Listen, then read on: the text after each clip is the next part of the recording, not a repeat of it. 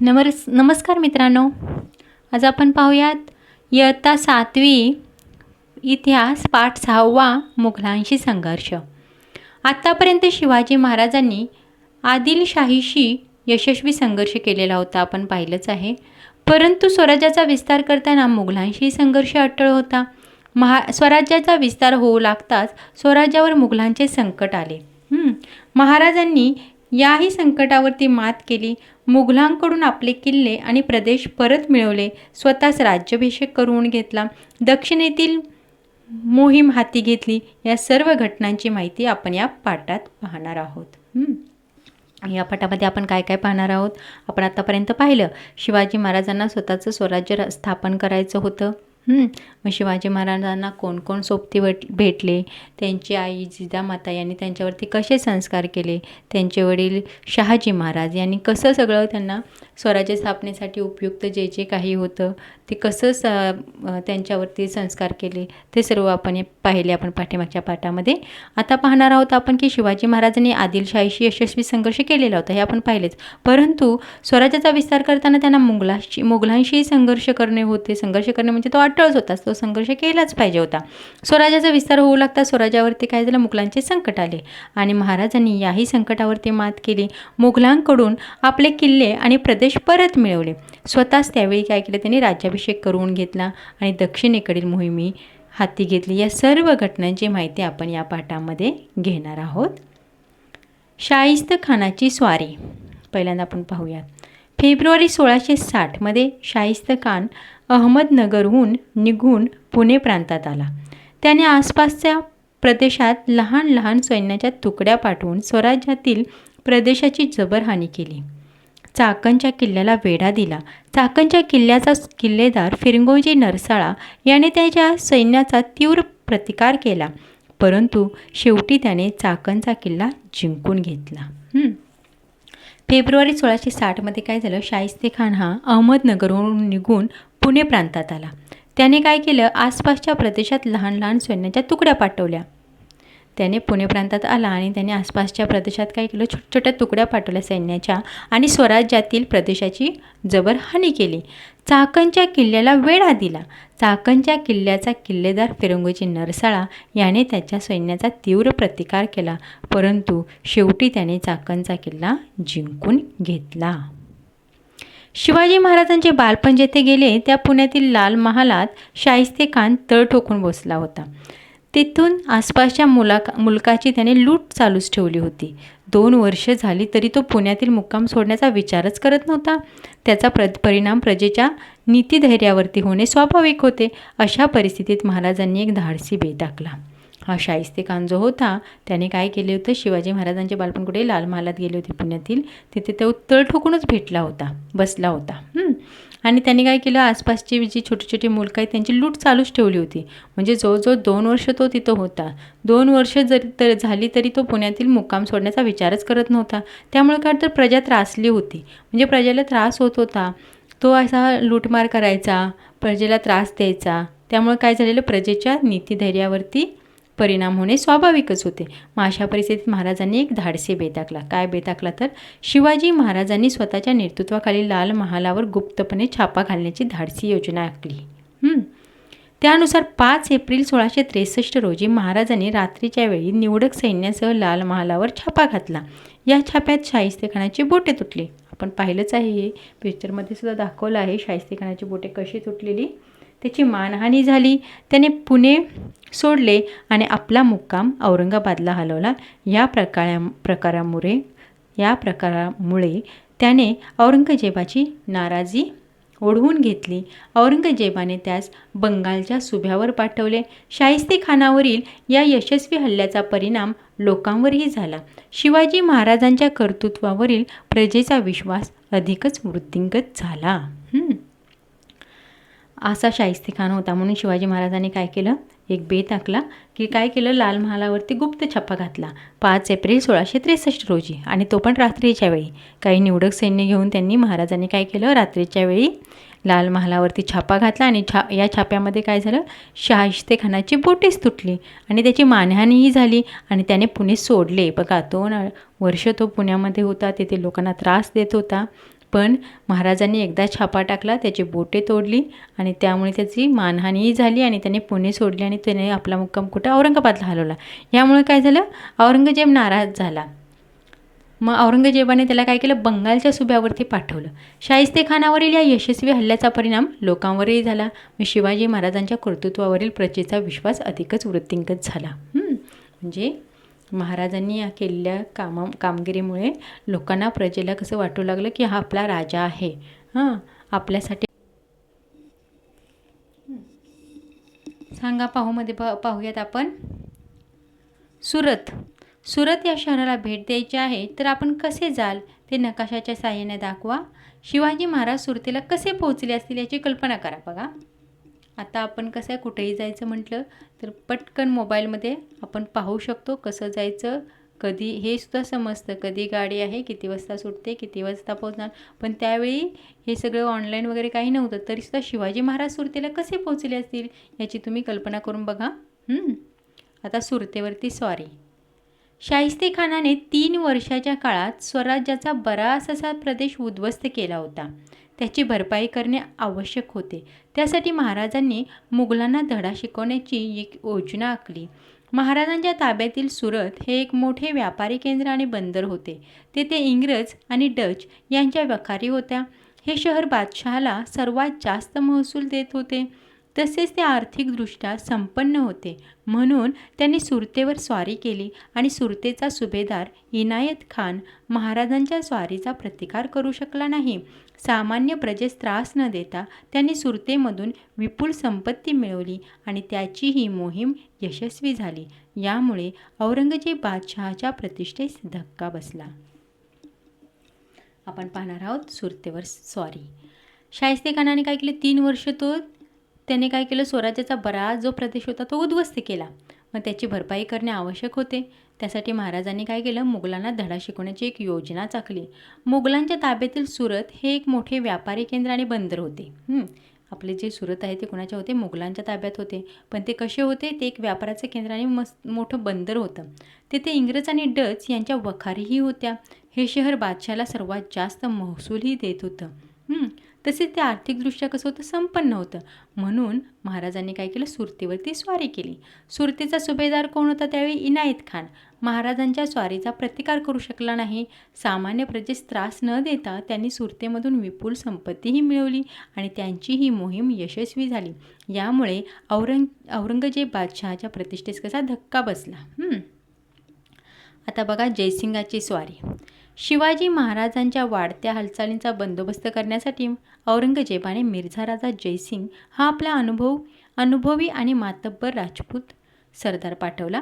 तो पुण्यामध्ये आला. त्याने महाराजांच्या विरोधात सर्व शक्ती संघटित करण्यासाठी आपले प्रयत्न सुरू केले.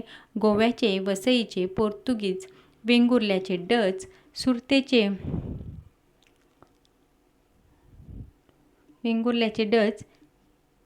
सुरतेचे इंग्रज, जंजिऱ्याचे सिद्धी यांनी महाराजांविरुद्ध आरमारी मोहीम काढावी असे जयसिंगाने त्यांना सुचवले. तर काय झालं, जयसिंगाची स्वारी आपण पाहणार आहोत. शिवाजी महाराजांच्या वाढत्या हालचालीचा बंदोबस्त करण्यासाठी औरंगजेबाने काय केले, मिर्झा राजा जयसिंग हा एक सरदार होता, मातब्बर राजपूत सरदार होता, त्याला पाठवलं. तो पुण्यामध्ये आला. त्याने महाराजांच्या विरोधात काय केलं, सर्व शक्ती संघटित करण्यासाठी आपले प्रयत्न सुरू केले.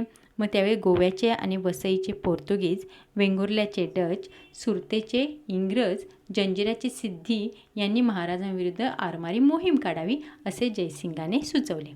शिवाजी महाराजांकडील किल्ले जिंकून घेण्याचा बेत आखला. स्वराज्याच्या विविध भागात मुघल सैनिकांच्या तुकड्या पाठवल्या. त्या सैन्याने स्वराज्यातील भूप्रदेशाची मोठी हानी केली. महाराजांनी मुघलांना प्रतिकार करण्याचा प्रयत्न केला. मिर्झा राजे जयसिंग आणि दिलेर खानाने पुरंदर किल्ल्यास वेढा दिला. पुरंदरच्या वेढ्याच्या वेळी मुरारबाजी देशपांडे यांनी आपल्या पराक्रमाची शर्त केली, परंतु त्याला वीरमरण आले. परिस्थितीचे गांभीर्य लक्षात घेऊन महाराजांनी जयसिंगाशी बोलणी करण्याचा निर्णय घेतला. त्यांनी जयसिंगाची भेट घेतली. जयसिंग व महाराज यांच्या जून 1665 तह झाला. हा तह पुरंदरचा तह म्हणून ओळखला जातो. या तहानुसार महाराजांनी मुघलांना 23 किल्ले आणि त्याच्या भोवतालचा वार्षिक 4 लक्ष होन उत्पन्नाचा प्रदेश दिला. आदिलशाही विरुद्ध मुघलांना मदत करण्याचे आश्वासनही दिले. या तहास औरंगजेबाने मान्यता दिली.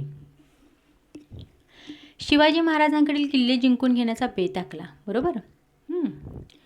मग स्वराज्याच्या विविध भागात मुघल सैनिकांच्या तुकड्या पाठवल्या. त्या सैन्याने स्वराज्यातील भूप्रदेशाची काय केले? मोठी हानी केली. महाराजांनी मुघलांना प्रतिकार करण्याचा प्रयत्न केला, परंतु मिर्झाराजे जयसिंग आणि दिलेर खानाने पुरंदर किल्ल्यास वेढा दिला. पुरंदरच्या वेढ्याच्या वेळी मुरारबाजी देशपांडे याने आपल्या पराक्रमाची शर्त केली, परंतु त्याला वीरमरण आले. मग परिस्थितीचे गांभीर्य लक्षात घेऊन महाराजांनी काय केलं? जयसिंगाशी बोलणी करण्याचा निर्णय घेतला. मग त्यांनी काय केलं? जयसिंगाची भेट घेतली. जयसिंग आणि महाराज यांच्यामध्ये 1665 तह झाला. हाच तो तह म्हणजे पुरंदरचा तह. पुरंदरचा तह कधी झालेला? जून 1665 कुणाबरोबर? महाराज आणि मिर्झाराजे जयसिंग याच्यामध्ये झालेला होता. काय झालेलं त्यावेळी? हा जो होता जयसिंग याने काय केले? या सर्वांना जंजिराची सिद्धी, इंग्रज या सर्वांना काय केलं? महाराजांविरुद्ध आरमारी मोहीम काढावी असं सुचवलं. मग शिवाजी महाराजांकडील किल्ले त्यांनी जिंकून घेण्याचा बेत आखला. मग स्वराज्याच्या विविध भागात काय झालं? मुघल सैनिकांच्या तुकड्या पाठवल्या. या सैन्याने काय केलं? स्वराज्यातील भूप्रदेशाची मोठी हानी केली. मग महाराजांनी काय केलं? मुघलांना प्रतिकार करण्याचा प्रयत्न केला. मग मिर्झाराजे जयसिंग आणि दिलेर खानाने पुरंदर किल्ल्याला काय केलं? वेढा दिला. मग पुरंदरच्या वेढ्याच्या वेळी काय झालं? मुरारबाजी देशपांडे यांनी भरपूर प्रयत्न केला, परंतु काय झालं? त्याला तिथे वीरमरण आले. मग ही सर्व परिस्थिती लक्षात घेतली महाराजांनी आणि शेवटी महाराजांनी काय ठरवलं? जयसिंगाशी बोलणी करायची. मग त्या दोघांमध्ये जी बोलणी झाली ती किती? जून 1665 झाली. त्यालाच पुरंदरचा तह असे म्हणतात. या तहानुसार काय ठरलेलं बघा? महाराजांनी मुघलांना 23 किल्ले आणि त्याच्या भोवतालीचा जो वार्षिक 4 लक्षहून उत्पन्नाचा प्रदेश आहे ते मुघलांना दिला. मग आदिलशाही विरुद्ध मुघलांना मदत करण्याचे आश्वासनही दिले. या तहास औरंगजेबाने मान्यता दिली. आता माहिती मिळवामध्ये तुम्हाला काय सांगितले आहे? शिवाजी महाराज आग्रा येथे औरंगजेबाच्या नजरकैदेतून कसे निसटले याची माहिती मिळवायला तुम्हाला सांगितलेली आहे.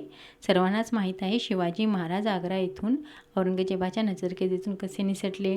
माहीत आहे ना? मिठाईच्या पेठाऱ्यामधून ही तुम्हाला माहिती मिळवायची आहे. आग्रा भेट व सुटका. पुरंदरच्या तहानंतर जयसिंगाने आदिलशाही विरुद्ध मोहीम हाती घेतली. आता हा पुरंदरचा तह झाला. मिर्झाराजे जयसिंग आणि महाराजांमध्ये हा तह झाला. त्या तहामध्ये काय काय ठरलं माहीत आहे ना? 23 किल्ले आणि त्याच्या भोवतीचा जो वार्षिक 4 लक्षहूनचा उत्पन्नाचा प्रदेश आहे तो द्यायचा असं ठरलं. मग पुरंदरच्या तहानंतर जयसिंगाने काय केलं? आदिलशाही विरुद्ध मोहीम काढली. महाराजांनी जयसिंगास मदत केली, तथापि त्याची ही मोहीम यशस्वी झाली नाही. त्यावेळी महाराजांना काही काळ तरी दक्षिणेच्या राजकारणापासून दूर ठेवावे असा विचार जयसिंग आणि औरंगजेब बादशाह यांनी केला. या विचाराला अनुसरून जयसिंगाने महाराजांनी बादशहाच्या भेटीस जावे असा प्रस्ताव त्यांच्यापुढे ठेवला. त्यांच्या सुरक्षितेबद्दलची हमी देखील दिली. त्यानुसार शिवाजी महाराज आग्र्याला निघाले. बरोबर राजपुत्र संभाजी होते. तसेच विश्वासू आणि जीव देणारे निवडक सहकारीही सोबत होते. महाराज आग्र्यास पोहोचले, तथापि औरंगजेबाने दरबारामध्ये त्यांचा योग्य तो मान ठेवला नाही. त्यामुळे त्यांनी संताप व्यक्त केला. त्यानंतर बादशहाने त्यांना नजरकैदेत ठेवले. बादशहाच्या या कृतीने डगमगून न जाता महाराजांनी नजरकैदेतून आपली सुटका करून घेण्याची योजना आखली. ते आग्र्यातून शिताफीने निसटले आणि काही दिवसांनी महाराष्ट्रात सुरक्षितपणे पोहोचले. आग्र्याहून येताना संभाजी राजांना त्यांनी मथुरा येथे ठेवले होते. पुढे त्यांनाही सुखरूपपणे राजगडावर आणण्यात आले. महाराज स्वराज्यापासून दूर असताना स्वराज्याचा कारभार वीरमाता जिजाबाई आणि महाराजांचे सहकारी यांनी सांभाळला. आता इथे पुरंदरचा तह झाला. तहाप्रमाणे महाराजांनी त्यांना ते किल्ले दिले, 4 लक्षहून उत्पन्नाचा प्रदेशही दिला. बरोबर. पण पुरंदरच्या तहानंतर जयसिंगाने काय केलं? आदिलशाही विरुद्ध मोहीम हाती घेतली. मग महाराजांनी जयसिंगास मदतही केली, तथापि त्यांची ही मोहीम यशस्वी झाली नाही, कारण त्यावेळी महाराजांना काही काळ तरी दक्षिणेच्या राजकारणापासून दूर ठेवावे असा विचार जयसिंगाने औरंगजेब बादशाह यांनी केला. मग या विचाराला अनुसरून जयसिंगाने काय केले? जयसिंगाने महाराजांनी बादशहाच्या भेटीत जावे असा प्रस्ताव त्यांच्यापुढे ठेवला. मग त्यांची सुरक्षेची हमीसुद्धा दिली होती. त्यानुसार शिवाजी महाराज आणि राजपुत्र संभाजीराजे यांनी काय केलं? आणि त्यांची जी विश्वासू जीवास देणारी जे निवडक सहकारी होती हेही महाराजांच्या बरोबर आग्र्याला निघाले. मग महाराज आग्र्यास पोहोचले, परंतु औरंगजेबाने काय केले, दरबारामध्ये त्यांचा योग्य तो मान ठेवला नाही. त्यामुळे त्यांना कसं संताप व्यक्त झाला, राग आला त्यांना. मग त्यानंतर बादशहाने त्यांना काय केलं, नजरकैदेत ठेवले. बादशहाच्या या कृतीने डगमगून न जाता महाराजांनी काय केलं, नजरकैदेतून आपली सुटका करून घेण्याची योजना आखली. ते आग्र्यातून शिताफीने निसटले आणि काही दिवसांनी महाराष्ट्रात सुखरूपपणे पोहोचले. मग आग्र्याहून येताना त्यांनी काय केलं, संभाजीराजांना कुठे, मथुरा येथे ठेवले होते आणि पुढे त्यांनाही सुखरूपपणे राजगडावरती आणण्यात आले. महाराज स्वराज्यापासून दूर असताना स्वराज्याचा कारभार कोणी पाहिलेला, वीरमाता जिजाबाई आणि महाराजांचे सहकारी यांनी सांभाळला. मुघलांविरुद्ध आक्रमक पावित्रा. महाराजांना मुघलांबरोबर लगेचच संघर्ष नको असला तरी पुरंदरच्या तहात मुघलांना दिलेले किल्ले आणि प्रदेश मिळवणे हे महाराजांचे उद्दिष्ट होते. त्यासाठी त्यांनी काय केले की व्यापक आणि धडाडीची योजना तयार केली.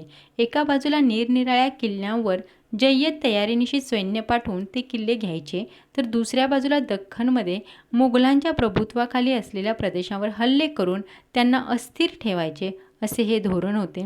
यानुसार त्यांनी मुघलांच्या अहमदनगर आणि जुन्नर या प्रदेशांवर हल्ले केले.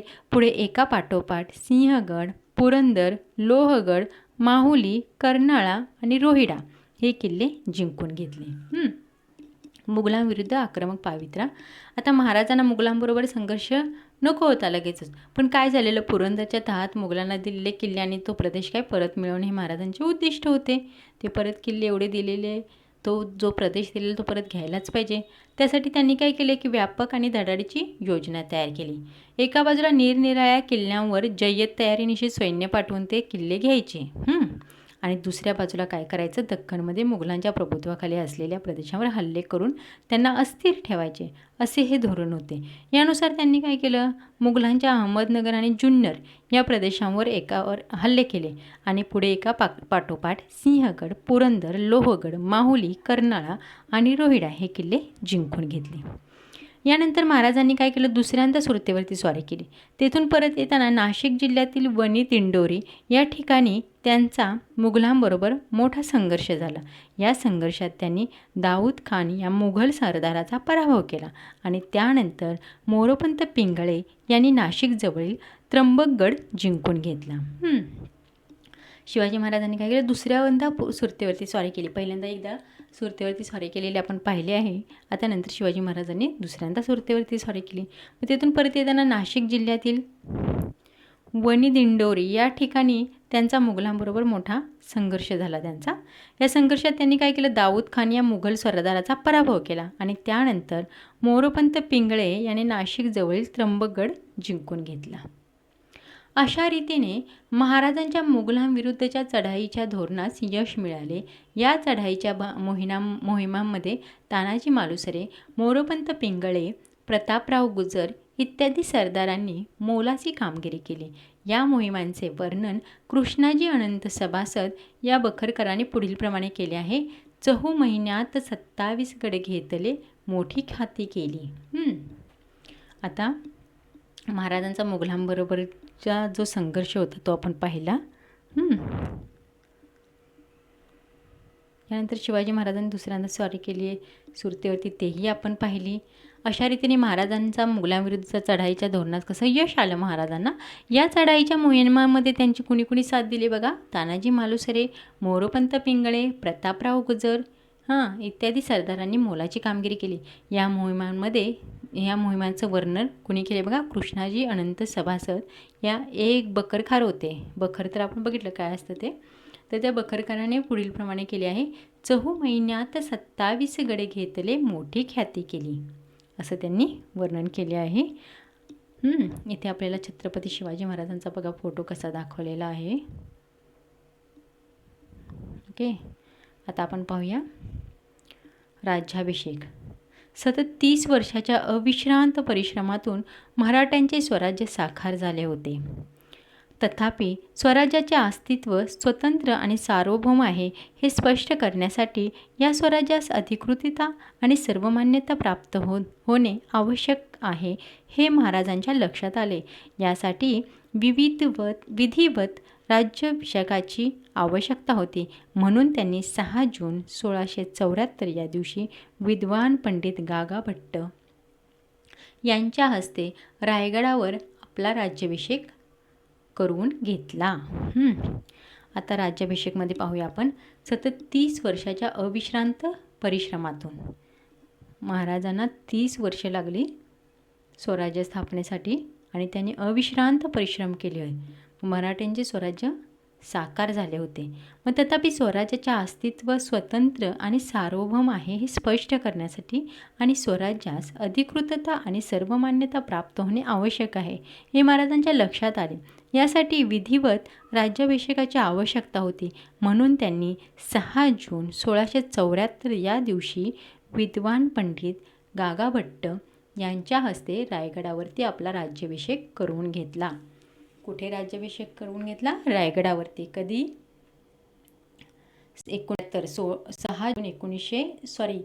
6 जून 1674 या दिवशी कुणाच्या हस्ते करून घेतला? पंडित गागा भट्ट यांच्या हस्ते महाराजांनी रायगडावरती आपला राज्याभिषेक करून घेतला. या राज्याभिषेकाद्वारे महाराज आता स्वराज्याचे छत्रपती झाले होते. सार्वभौमत्वाचे प्रतीक म्हणून त्यांनी राज्याभिषेक शक ही नवीन कालगणना सुरू केली. ते आता शाककर्ते झाले. राज्याभिषेक प्रसंगी त्यांनी सोन्याचा होन आणि तांब्याची शिवराई ही खास नाणी पाडली. या नाण्यांवर श्री राजा शिवछत्रपती अशी अक्षरे कोरण्यात आली. तेथून पुढे राजपत्रावर क्षत्रिय कुलवंतास ही श्री राजा शिवछत्रपती असा उल्लेख होऊ लागला. राज्याभिषेकानंतर त्यांनी फारसी शब्दांना पर्यायी संस्कृत शब्द असणारा एक कोश तयार करून घेतला. यालाच राज्य व्यवहार कोश असे म्हणतात. आता ह्या राज्याभिषेकाद्वारे महाराज आता स्वराज्याचे छत्रपती झाले. मग सार्वभौमत्वाचे प्रतीक म्हणून त्यांनी काय केलं? राज्याभिषेक शक ही नवीन कालगणना सुरू केली. कुठली कालगणना सुरू केली महाराजांनी? राज्याभिषेक शक. मग ते आता शककर्ते झाले. राज्याभिषेक प्रसंगी त्यांनी काय केलं? सोन्याचा होन व तांब्याची शिवराई, सोन्याचा होन व तांब्याची शिवराई ही खास नाणी पाडली. या नाण्यावरती त्यांनी काय केले? श्री राजा शिवछत्रपती अक्षरे कोरण्यात आली आणि तिथून पुढे राजपत्रावर क्षत्रिय कुलवंतस श्री राजा शिवछत्रपती असा उल्लेख होऊ लागला आणि राज्याभिषेकानंतर त्यांनी फारसी शब्दांना पर्यायी संस्कृत शब्द असणारा एक कोश तयार करून घेतला.